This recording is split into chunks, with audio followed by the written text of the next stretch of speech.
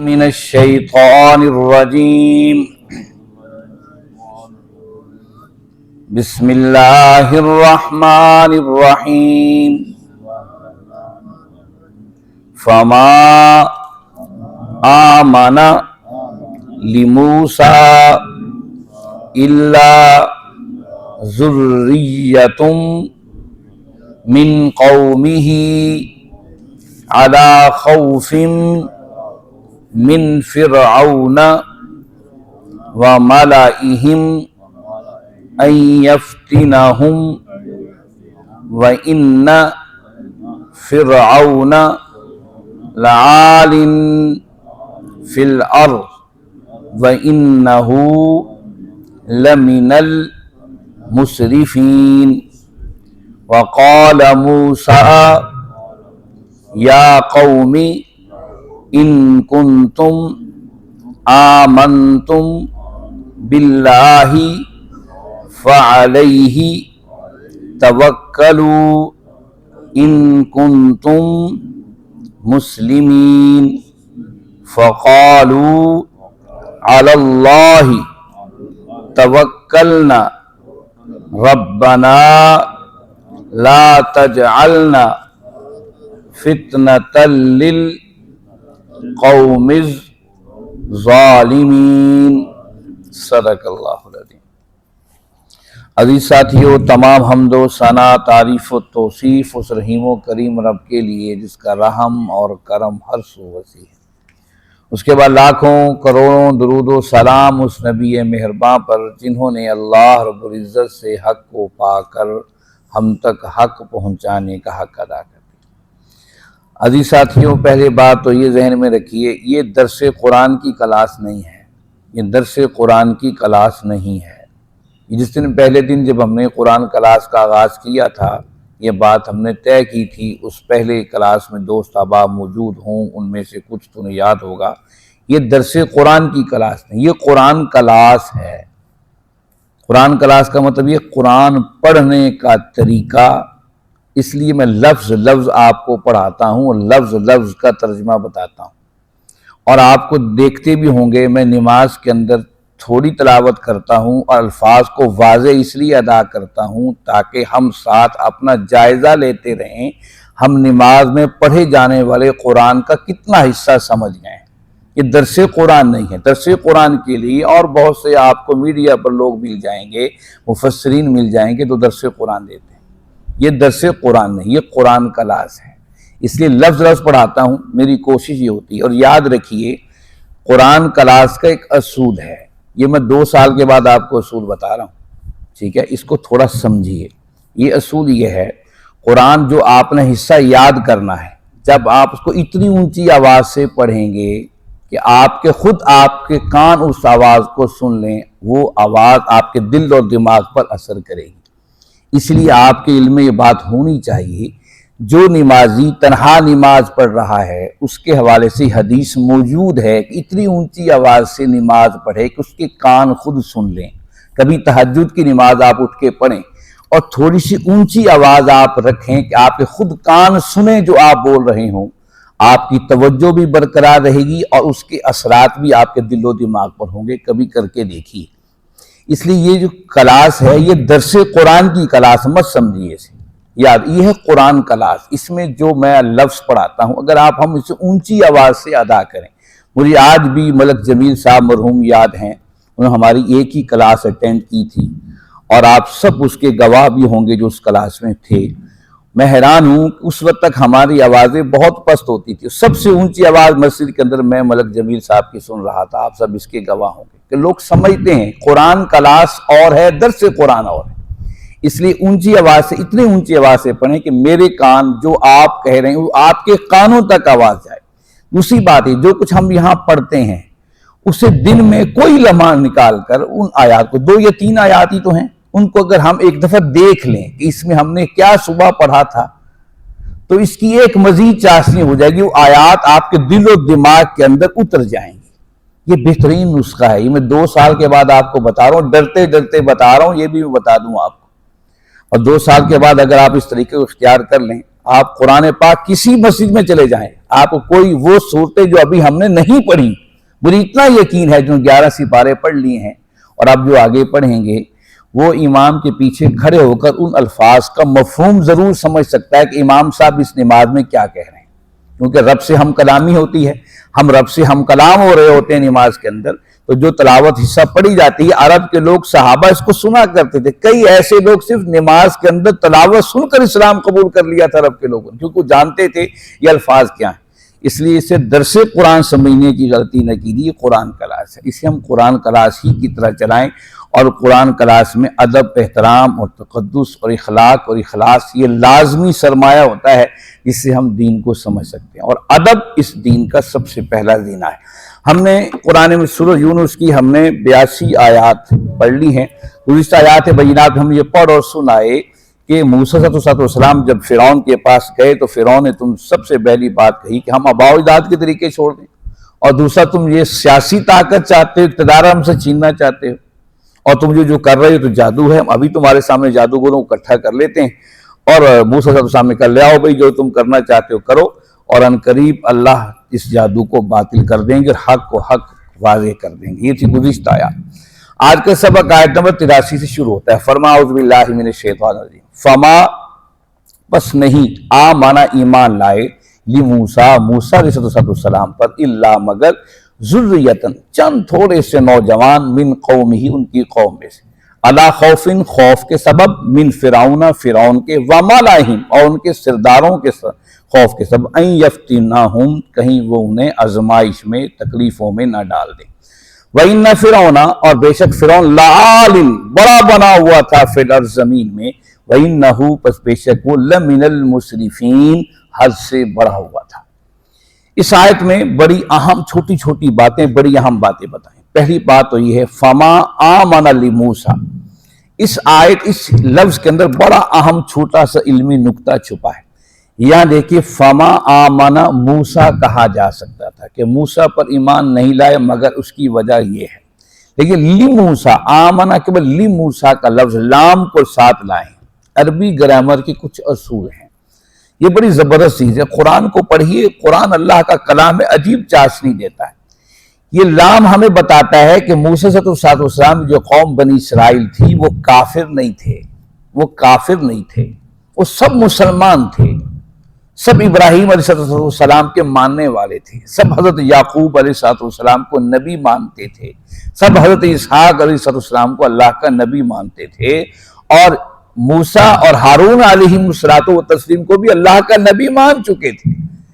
اگر یہاں پر بھی موسیٰ آتا لام کی بجائے سے مراد یہ تھا کہ چند لوگوں نے ایمان قبول کیا۔ لی موسیٰ کا مطلب یہ ہے کہ مانتے سب تھے، لیکن مانتے یہ تھے کہ فرعون کے ساتھ ہمارا پنگا صحیح نہیں ہے۔ موسیٰ ہم آپ کو نبی مانتے ہیں، ہارون آپ کو نبی مانتے ہیں، لیکن فرعون سے پنگا یہ ہمارا کام نہیں ہے۔ وہ صد سالوں کی غلامی انسانوں پر ایسا خوف طاری کر دیتی ہے، وہ غلامی کے پنجوں سے آزاد ہونا ان کے لیے دشوار ہوتا ہے۔ ہم خود دیکھ لیجئے، یہاں پر 250 سال کی غلامی نے ایسا رنگ ہم پر چڑھایا ہے، ہمیں 70-75 سال ہو جانے کے باوجود وہ ذہنی غلامی ہمارے دماغوں میں سے جا ہی نہیں رہی ہے۔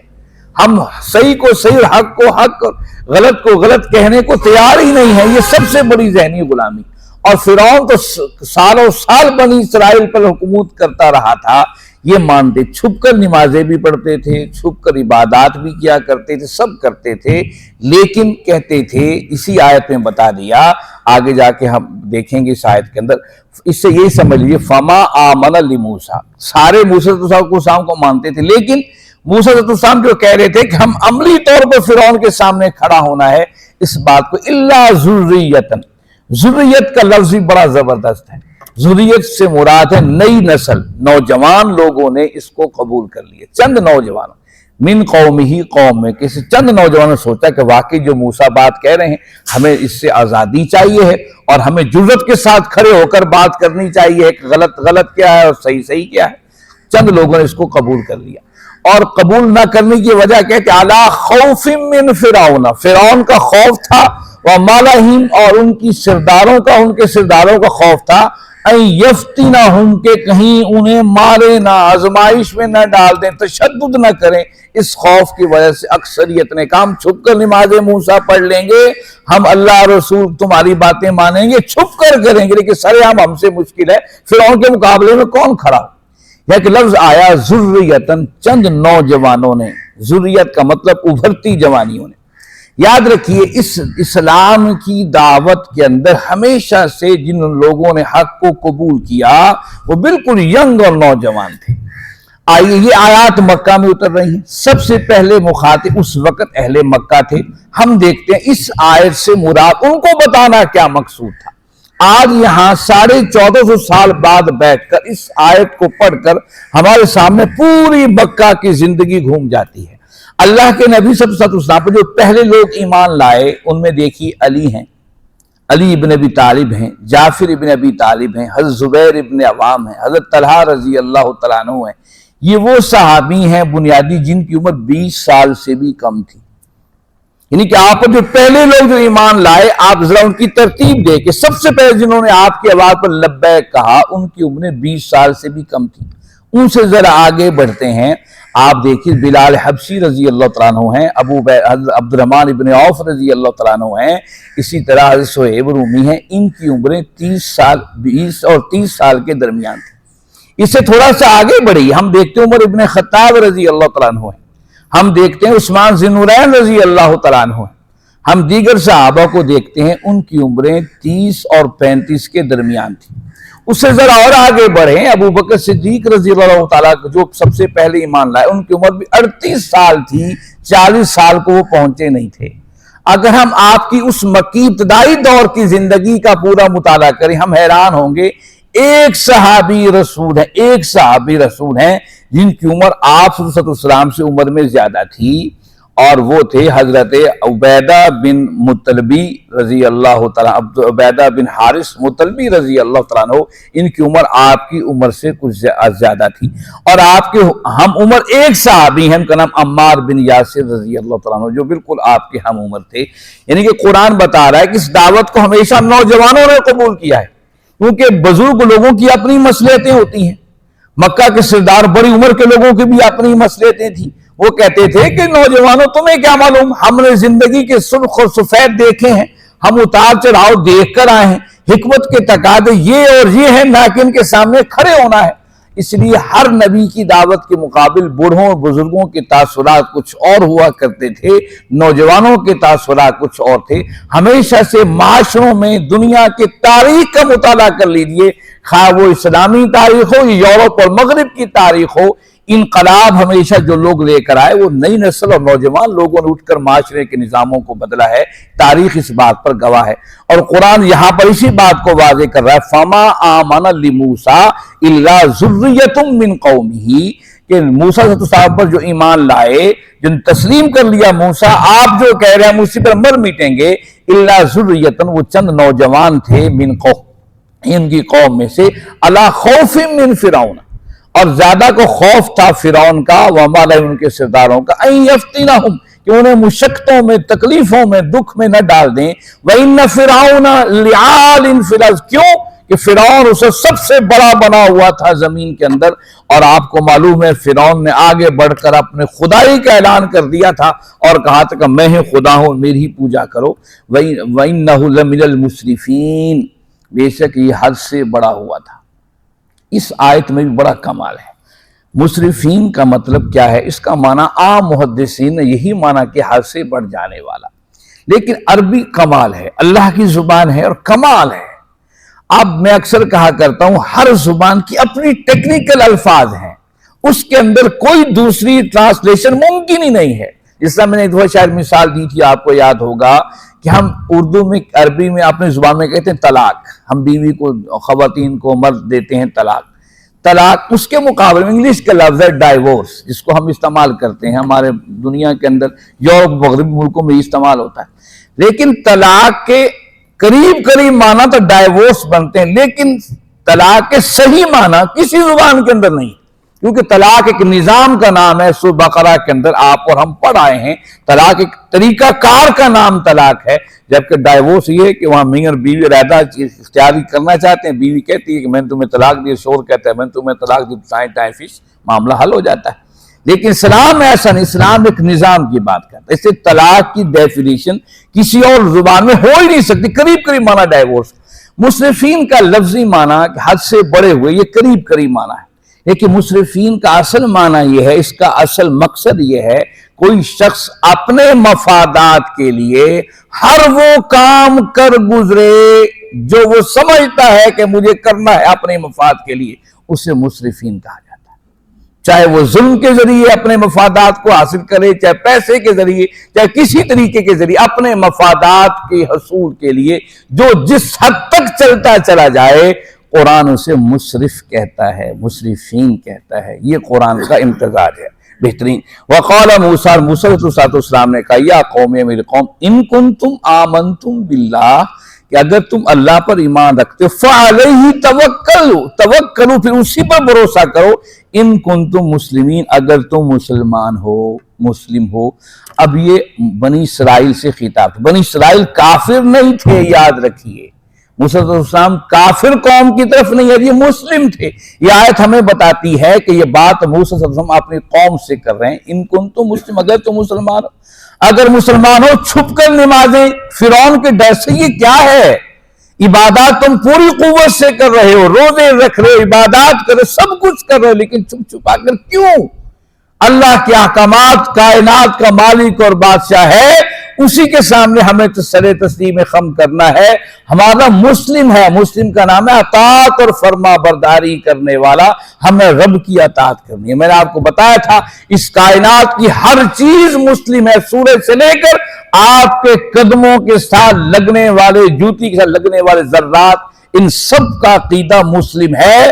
مسلم کا معنی اطاعت اور فرما برداری، یا پھر رب کے حکم پر اطاعت فرما برداری کر رہے ہیں. لیکن اس پوری کائنات میں صرف انسان کو اختیار دیا ہے، وہ اپنی اختیار، اپنی مرضی کے ساتھ کائنات کا ہم آہنگ ہو جائے تاکہ دنیا اور آخرت میں کامیاب ہو جائے. یہی بات ہر دور کا نبی بتانے کے لیے آیا ہے. یہی بات آقا کریم صلی اللہ علیہ وسلم اس دنیا انسانیت کو بتانے آئے تھے. دیکھو ہمیں سر تسلیم خم کر لینا ہے کائنات کے ساتھ. اس لیے کہا موسیٰ علیہ السلام آپ قوم، اے میری قوم، ان کنتم آمنتم، اگر تم ایمان لے آؤ باللہ، اللہ پر، فعلیہ، دیکھو الفاظ پہ غور کی، اگر تم ایمان لے آؤ باللہ، اللہ پر، فعلیہ توکلوا، پس اسی پر بھروسہ کرو، ان کنتم مسلمین. وہ تو پہلے مسلمان تھے، انہیں موسیٰ علیہ السلام کیا کہنے کی ضرورت تھی؟ ان کنتم آمنتم، ایمان لے آؤ. یہ دیکھیے اسی آیت میں دو باتیں واضح کر دی. ان کنتم آمن، اگر تم ایمان لے آؤ، آخر میں ان کنتم مسلمین، اگر تم مسلمان ہو. گویا کہ مسلمان کو بھی ضرورت ہے کہ ایمان لے آئے، مسلمان کو بھی ضرورت ہے کہ ایمان لے آئے. اللہ آپ اور ہمیں ایمان پر قائم رکھے، اسی پر زندہ رکھے، اسی پر موت دے. باقی تذکرہ انشاءاللہ اللہ نے چاہا تو ہم کل کریں گے. اللہ رب العزت سے دعا ہے اللہ رب العزت آپ اور ہم سب کو سمجھنے اور اس پر عمل کرنے کی توفیق عطا فرمائیں. وآخر الدعوانا الحمد للہ رب العالمین والصلاة والسلام علی سید المرسلین.